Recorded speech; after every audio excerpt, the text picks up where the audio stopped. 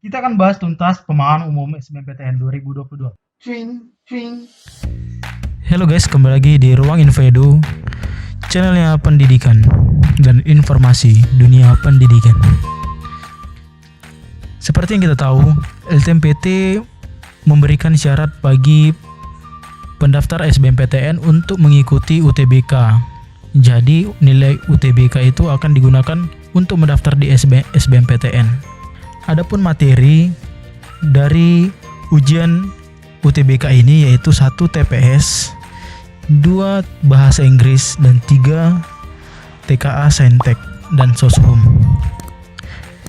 Beda dengan tahun-tahun sebelumnya. Kalau tahun sebelumnya itu hanya ada TPS dan TKA, Soshum dan Saintek saja. Jadi bahasa Inggris waktu itu hanya ada di pemahaman umum dan pemahaman dan pengetahuan umum. Seperti yang kita tahu, TPS itu terdiri dari beberapa, yaitu 1 penalaran umum, pengetahuan menulis dan membaca, pengetahuan pemahaman umum, dan pengetahuan kuantitatif.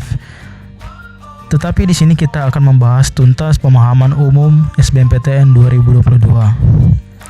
Yuk kita mulai.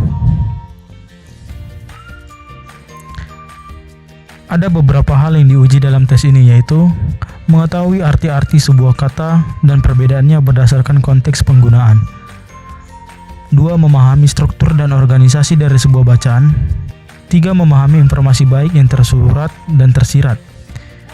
4. Mengerti konteks yang tersirat dari bahasa yang digunakan. 5. Mengerti secara garis besar apa yang dibicarakan di sebuah teks. 6. Menyimpulkan informasi tentang penulis teks. Nah, trik untuk menjawab soal PU ini yaitu membaca pertanyaan terlebih dahulu. Kita harus membaca pertanyaan dari soal tersebut, baru kita membaca teks.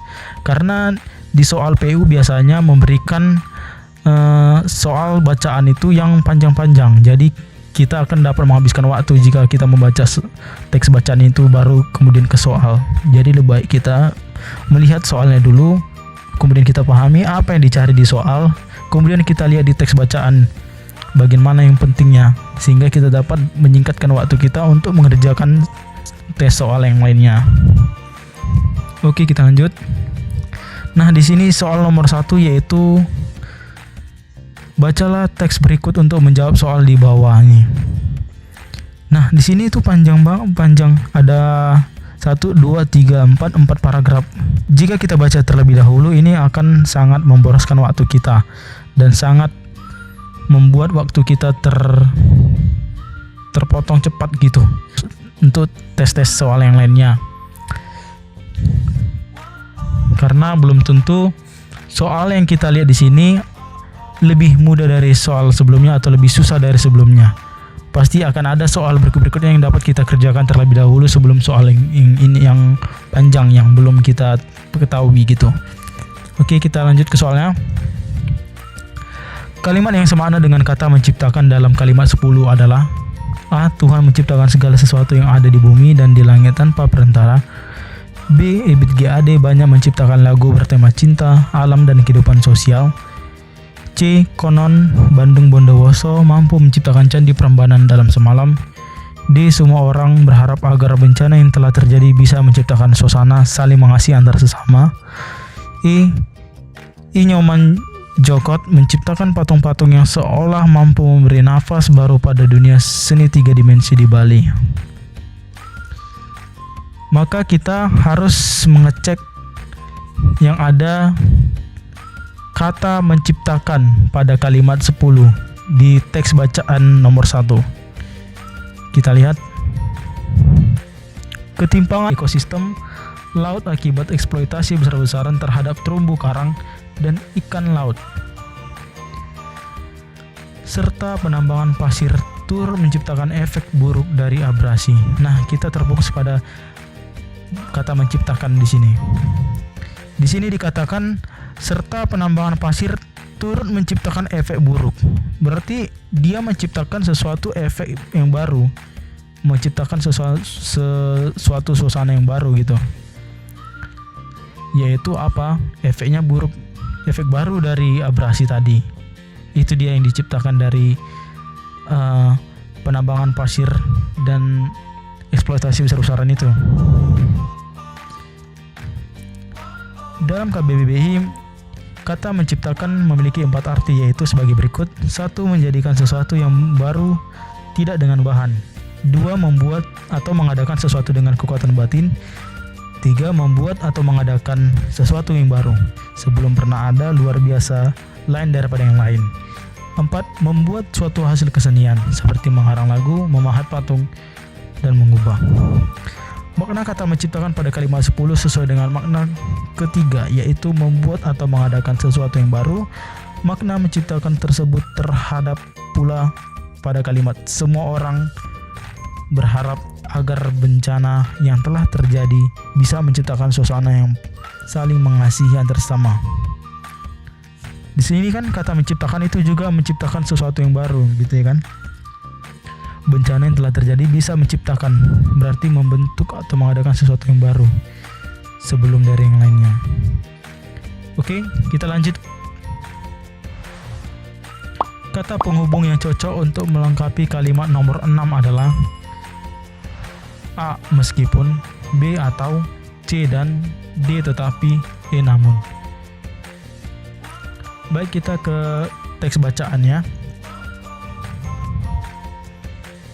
Ini kalimat 6, hilangnya mata pencaharian tempat tinggal, rusaknya ekosistem di daerah pesisir.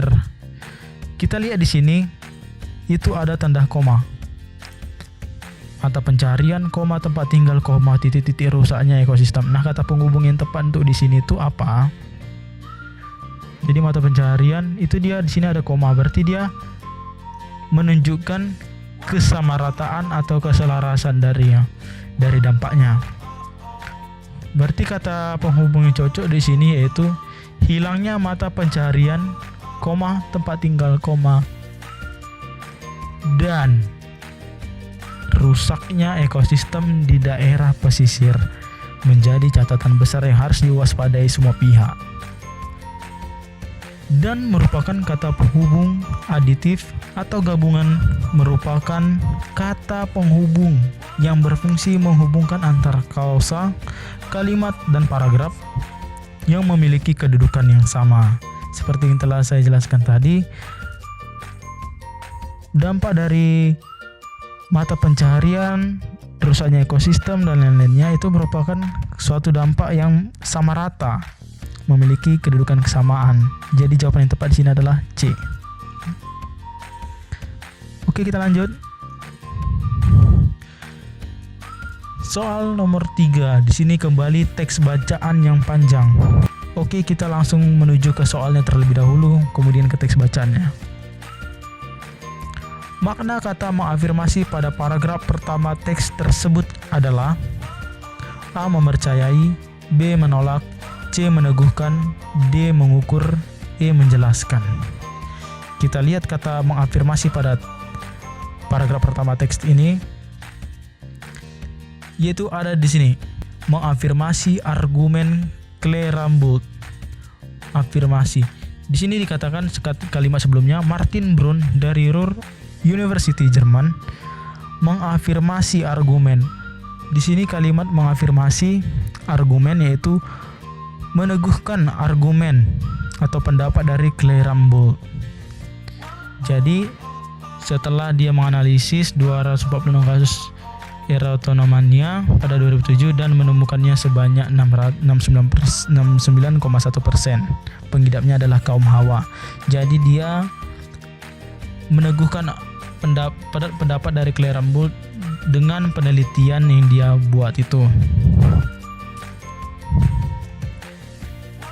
Ya, kata mengafirmasi memiliki kata dasar afirmasi yang berarti penegasan atau meneguhkan. Jadi pada teks Martin Brunn meneguhkan atau menguatkan argumen Clairabout tentang penyakit erotomania. Oke, kita lanjut. Nah, di sini dikatakan teks berikut digunakan untuk menjawab soal nomor 4 sampai 5. Ada 3 paragraf dari teks bacaan tersebut. Kita lanjut ke soalnya, kemudian teks bacaan. 4.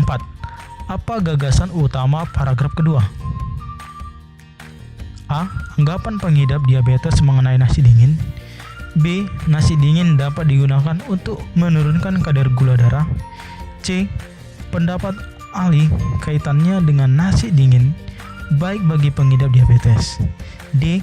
Alasan nasi dingin baik dikonsumsi bagi pengidap diabetes. E. Nasi dingin dianggap lebih baik dikonsumsi oleh pengidap diabetes. Oke, baik, kita akan ke teks bacaan di paragraf kedua dulu. Oke, di paragraf kedua, anggapan nasi dingin lebih baik untuk dikonsumsi oleh pengidap diabetes pun muncul. Banyak yang berkata, benar gak sih? Menurut dokter ahli metabolik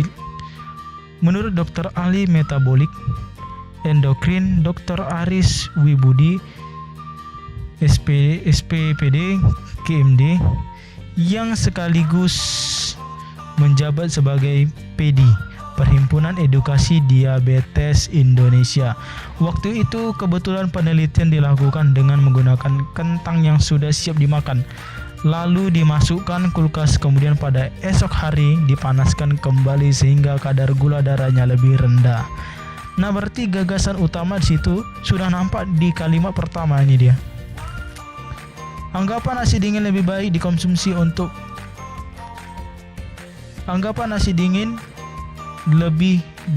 dikonsumsi oleh pengidap diabetes pun muncul. Pembahasannya, gagasan utama merupakan topik paragraf yang terdapat dalam kalimat utama.